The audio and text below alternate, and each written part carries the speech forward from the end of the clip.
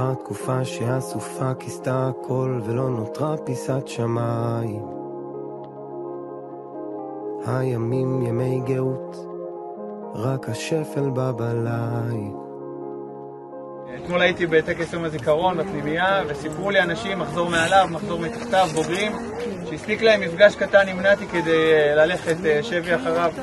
זה תכונות שהוא פיתח, אני היום יודע להגיד שזה כנראה משהו שהוא קיבל מלמעלה.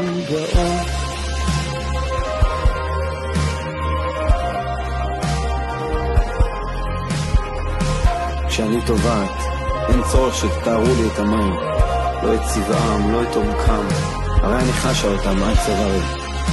יש לי רק בקשה, אל תחדרו לרגע ונתאר לי איך נראית היבשה.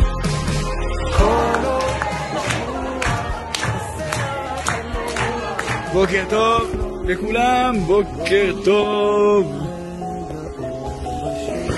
אחלה של יום. בוא תהיה לי רגע אור בשיגעון,